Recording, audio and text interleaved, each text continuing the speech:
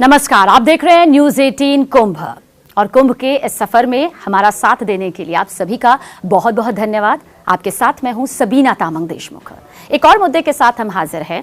दरअसल विषय क्या है? विषय यह है कि अगर आप महाकुंभ जा रहे हैं, आपका ये कंफर्म हो चुका है, क्योंकि हमने महाकुंभ की महिमा, प्रयागराज की धरती किस तरह से सबसे बड़े धार्मिक आयोजन का गवाह बनने जा रही है, उससे जुड़ी हर एक जानकारी आपके सामने है।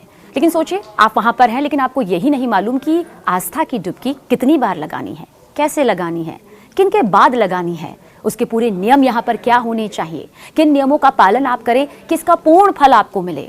हमने एक नहीं बल्कि कई धर्म के जानकारों से ये बातचीत की है, उनसे जाना है कि हमारी मान्यताएं क्या कहती हैं, हमारी पौराणिक कथाएं क्या कहती हैं, ग्रह नक्षत्र का जो ये पूरा पेंच है, खूबसूरत संयोग, शुभ संयोग क्या कहता है।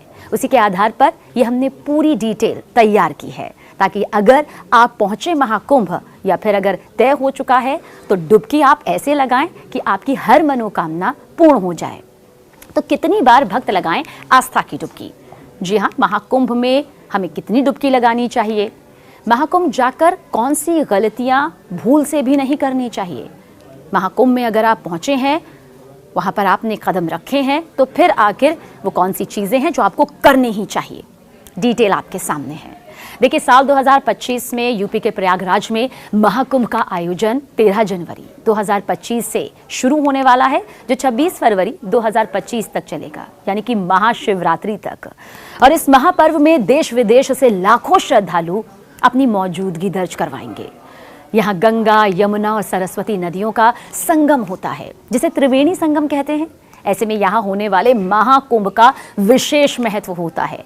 इसलिए कुंभ स्नान में स्नान करने को लेकर, आस्था की डुबकी लगाने को लेकर आपको जरूर इन बातों का विशेष रूप से ध्यान रखना चाहिए। हमारे धर्म से जुड़े जानकार यही कहते हैं, तभी आपको पवित्र स्नान का पूर्ण लाभ मिलता है।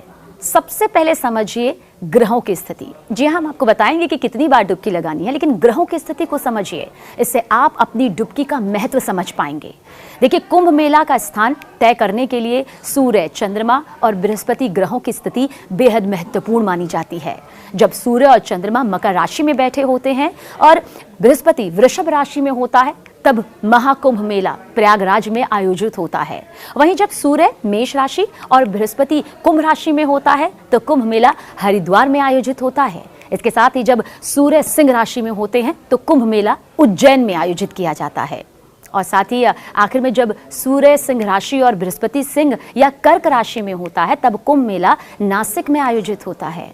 लेकिन इस बीच जो हम आपको कह रहे हैं, अगर आप डुबकी लगाना चाहते हैं आस्था की, तो फिर वो कितनी बार होनी चाहिए?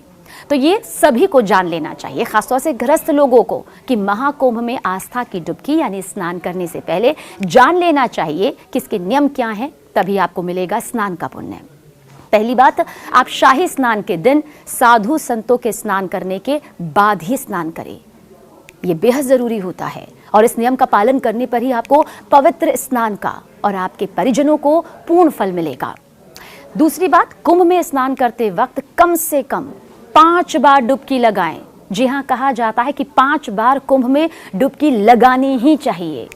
ये पंच तत्व से मिलकर बना हुआ है, जो आपको पूरी तरह से आत्मा की शुद्धि प्रदान करता है, मोक्ष की तरफ आपके कदम को आगे बढ़ाता है, जाने अनजाने में किए गए हर पाप को किसी तरह से वो नष्ट कर देता है। यानी कि कम से कम 5 बार आप महाकुंभ में आस्था की डुबकी जरूर लगाएं। हमारे धर्म के जानकार यही कहते हैं।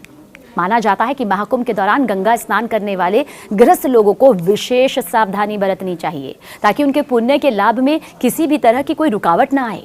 प्रयागराज में गंगा, यमुना और अदृश्य सरस्वती नदियों का संगम है, जिसे त्रिवेणी संगम कहा जाता है।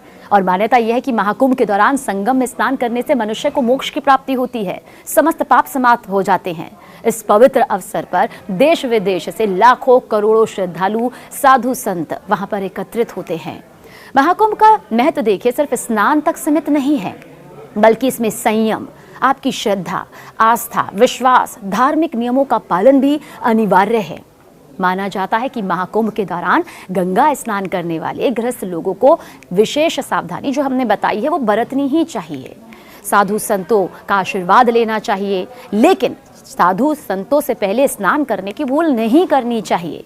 खासकर शाही स्नान के अवसर पर साधु संतों को प्राथमिकता ही दी जाती है। और यदि गृहस्थ लोग इस नियम का पालन नहीं करते तो कहते हैं कि पुण्य के बजाय वो कई बार पाप के भोगी भी बन जाते हैं। और दूसरा, गंगा में स्नान करते वक्त डुबकी का तो विशेष महत्व है। कुंभ के दौरान जैसा हमने बताया कि धार्मिक जानकार कहते हैं कि कम से कम देखिए 5 बार गंगा में आस्था की डुबकी पूरी श्रद्धा के साथ, विश्वास के साथ ही लगानी चाहिए, क्योंकि ये महज डुबकी नहीं होती बल्कि आपके संपूर्ण जीवन को बदल कर रख देती है, एक नई दिशा और दशा देती है। ये धार्मिक परंपरा का पालन सुनिश्चित करता है और इसे अधूरे स्नान से अधिक प्रभावकारी माना जाता है। स्नान के दौरान देखिए बहुत जरूरी है, कहा जाता है जब आप आस्था की डुबकी लगाते हैं, वहां स्नान करते हैं, तो किसी भी तरह से साबुन का इस्तेमाल नहीं करना चाहिए। इसे वर्जित माना जाता है।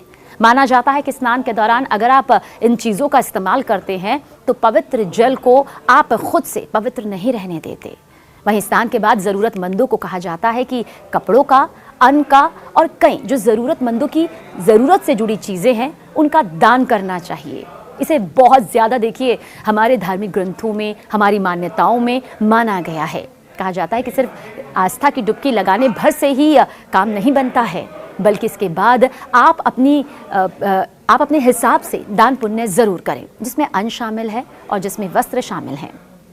महाकुंभ के समय ग्रह और नक्षत्रों की विशेष स्थिति की वजह से कहा जाता है कि संगम का जल काफ़ी पवित्र हो जाता है, इसलिए शाही स्नान को अत्यंत शुभ माना जाता है।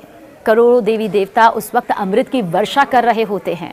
मान्यता यह है कि महाकुंभ के दौरान शाही स्नान करने से सारे पाप खत्म हो जाते हैं, मोक्ष की प्राप्ति हो जाती है। ऐसे में साधु संतों का आशीर्वाद लेना, नागा बाबाओं का आशीर्वाद लेना बेहद ज़रूरी माना जाता है। और साथ ही साथ ये खास परंपरा भी है जिसमें सबसे पहले साधु संत स्नान करते हैं और उसके बाद आम जन। इसे शाही स्नान इसलिए कहा जाता है क्योंकि इसमें साधु संतों का सम्मान पूर्वक स्नान करवाया जाता है। ये न सिर्फ शरीर को साफ करने के लिए बल्कि आत्मा की शुद्धि के लिए भी किया जाता है। और मान्यता है कि महाकुंभ के दौरान नक्षत्रों और ग्रहों की एक विशेष स्थिति, जिसके बारे में हमने आपको जानकारी भी दी, अत्यंत पवित्र हो जाती है वो स्थिति। और उसी दौरान राजसी स्नान करना अत्यंत शुभ माना जाता है। देखिए, पंचांग के अनुसार महाकुंभ का पहला शाही स्नान 13 जनवरी 2025 को है। पौष पूर्णिमा के दिन ये होगा। और साथ ही साथ आगे बढ़ें कुछ और तारीखों के साथ में, तो 13 जनवरी 2025 को सुबह 5:03 पर ये होगा। और इस तिथि का समापन 14 जनवरी की रात को 3:56 पर होगा।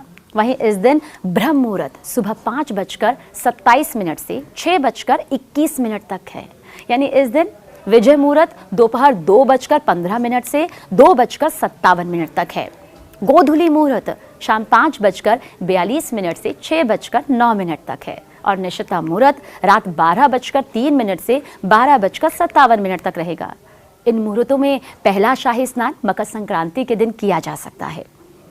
प्रयागराज उन स्थानों में से एक है जहां पर अमृत की बूंद गिरी थी। बाकी 3 स्थान हरिद्वार, उज्जैन और नासिक है, जिसके बारे में हमने कई वीडियोस दिए हैं, बताए हैं जानकारी के साथ में। आप उन्हें भी ज़रूर देखिएगा तो आपको मालूम चलेगा कि इसके पीछे की मान्यता कितनी ज़्यादा अटूट विश्वास से जुड़ी हुई है। प्रयागराज में गंगा, यमुना और सरस्वती नदी का जो संगम है, जिसे हम त्रिवेणी संगम कहते हैं, कहा जाता है कि ये अपने आप में इतनी ज़्यादा ताकत रखती है कि जब करोड़ों देवी देवता आशीर्वाद देते हैं तो वो महज आशीर्वाद नहीं बल्कि अमृत के तौर पर माने जाते हैं। और शायद यही वजह है कि हम इसमें सांस्कृतिक आदान प्रदान की तस्वीर देखते हैं। दुनिया के सबसे बड़े धार्मिक मेले में आध्यात्मिक ज्ञान की बौछार देखते हैं, वो सामाजिक समरसता देखते हैं जिसके कण कण को लेकर हर श्रद्धालु ताउम्र यहीं रहने की सोचता है। 1 महीने से भी ज़्यादा दिन का ये वक्त किस तरह बीतता है श्रद्धालुओं को मालूम ही नहीं चलता।